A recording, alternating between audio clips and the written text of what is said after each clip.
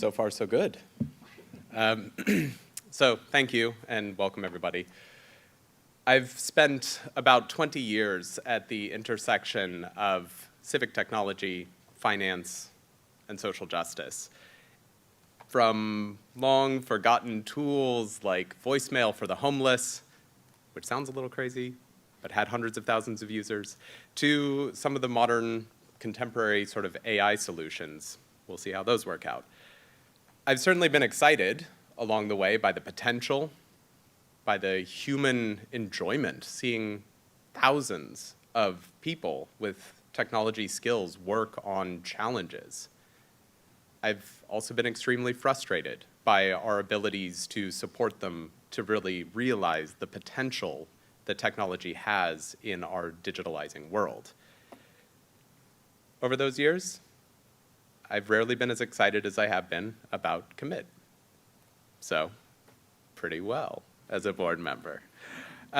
Why? Well, fundamentally, one reason. There was an article in The Economist recently that called out that 20% of disasters are predicted, not just predictable, predicted. 185 million people a year are displaced by disaster. 20% of the time, we know it's coming. The majority of the time, we can predict it is coming. It is overwhelmingly predictable due to weather patterns, signs of war, these sorts of things. The logistical and human needs, once disaster strikes, are always predictable. We know what people need. We've been through these issues. It is extremely rare that we haven't.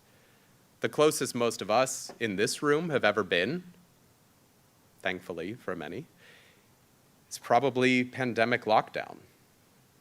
For those of you that lived in a country that locked down, I was in the Bay Area, March 7th, everybody stay home. What do? You pick up your phone, you start searching. Where do I turn for help now? For food? Is the Trader Joe's even open anymore? Like, what are we gonna do? Where do I get information? And that's a luxury. That's a luxury to be able to pull out your phone and look. If you're displaced in a war zone, in a place without electricity, that's not really an option.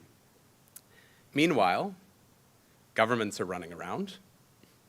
Civil society organizations, disaster relief organizations are running around trying to remember what technology they used last time. Who has it? Do we remember the password? Can we get it off the shelf and dust it off? Does it still work? Is it broken? The code isn't working. We're losing time. And unfortunately, all too often, we're losing lives. Why? Because we, as humanity, have not committed to foresight.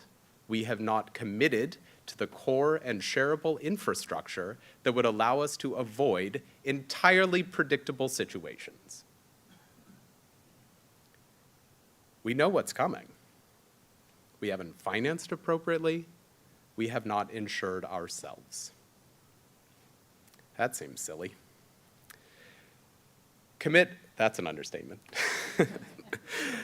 Commit offers us an alternative. An alternative, as will be described, that with global warming and all of the intrastate fragilities that we have around us, we have got to take seriously. There's a quote, always misattributed to Einstein, no proof that he actually said it, that trying the same thing again and again and expecting different results is the definition of insanity. It seems like we owe it to those who are much more vulnerable than ourselves to do better. So, thanks for being here today, because I think that's what we're committing to do. Congratulations, team.